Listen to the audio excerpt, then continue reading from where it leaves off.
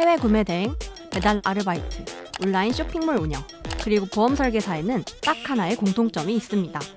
바로 요즘 직장인들이 부업으로 선택하는 직종이라는 거죠. 엔잡을 향한 직장인들의 열정, 날이 갈수록 뜨거워지고 있는데요. 24년 기준 본업 외 수입으로 연간 2천만 원 이상을 버는 직장인이 무려 80만 4,951명에 달했고요.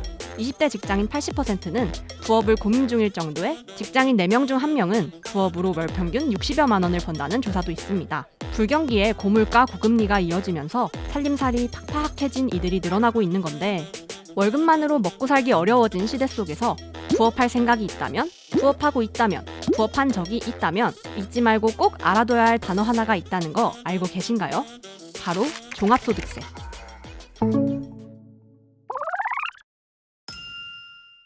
그동안 회사에서 진행한 연말정산으로 세금 신고가 깔끔하게 마무리됐던 직장인이라면 낯선 단어일 종합소득세. 상류층들의 세금으로 유명한지라 근로소득세를 내는 나와는 관련이 없다 생각하신 분들이 많을 텐데요. 그런데 사실 직장인들의 종합소득세 신고 비중은 꾸준히 늘고 있는 추세입니다. 직장인 64.3%는 3.3 같은 세금 도움 서비스를 이용한 적이 있고, 조회 결과 직장인 2명 중에 1명은 환급금이 있었죠. 종합소득세의 개념을 살펴보면 그 이유를 쉽게 알 수 있는데요. 종합소득세란 경제활동을 통해 얻은 각종 소득을 종합해내는 세금을 의미합니다. 여기서 각종 소득에 집중해볼까요? 종합소득세 신고 대상은 근로를 제공한 대가로 받는 근로소득, 사업, 임대 등으로 얻은 사업소득, 금융상품에 투자해서 얻은 금융소득, 사적연금에서 얻은 연금소득, 그리고 상금, 당첨금, 원고료 등에서 얻은 기타소득까지 크게 5가지로 분류됩니다. 이 중 엔잡러가 주목해야 할 소득, 바로 근로소득, 사업소득, 기타소득. 만약 강연이나 집필 활동으로 300만 원이 넘는 소득을 올렸거나 배달, 아르바이트 등 기업에 소속돼 부업한 엔잡러 직장인이라면 올 초 연말 정산을 끝냈더라도 환급금이 발생할 수 있는 거죠.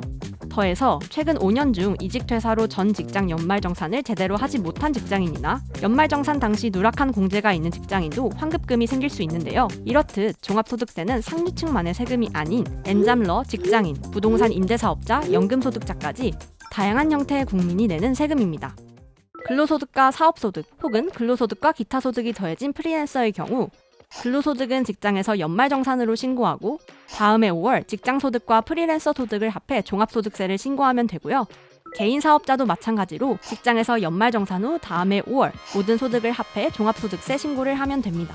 다만 개인 사업자는 부가세 신고 등 신경 써야 할 세금 항목들이 추가로 있으니 파악해둘 필요가 있죠. 만약 신고 기간 내에 신고 및 납부를 하지 않을 경우엔 무신고 가산세, 납부지연 가산세 등 세금을 더 많이 걷어가거나 소득 신고를 하지 않았으니 소득금액 증명서류 발급을 할 수 없게 돼 결론적으로 대출이 제한될 수도 있고, 소득이 실제보다 더 높게 파악돼 다른 세금까지 연달아 상승할 수 있어 세금 신고는 습관화하는 게 좋습니다. 그런데 종합소득세 신고의 가장 큰 벽 하나, 용어와 절차가 일반인이 보기엔 어렵다는 건데요. 종합소득세 신고는 국세청 홈택스, 손택스, ARS 등으로 직접 신고하거나 세무대리인, 관할 세무서 또는 지자체 신고도움 창구를 방문해 신고 및 납부할 수 있고, 최근엔 국세청에서 비교적 간편하게 신고할 수 있도록 고도화된 서비스도 제공하고 있습니다만, 신고 시 더 많은 환급금을 받을 수 있는 방법을 찾고 싶거나 신고 이후 추가로 돌려받을 세액을 찾고 싶은 상황에서는 여전히 아리송한 용어, 절차와 마주해야 합니다. 바로 이런 고충을 해결하기 위해 등장한 것이 세무 플랫폼. 적법한 범위 안에서 더 많이 절세하는 것에 초점을 맞춰 다양한 서비스를 제공하고 있는데요. 다만 서비스를 이용하려면 민간 기업의 중요한 개인정보를 입력해야 하므로 걱정하는 예비 사용자들도 적지 않은 상황입니다.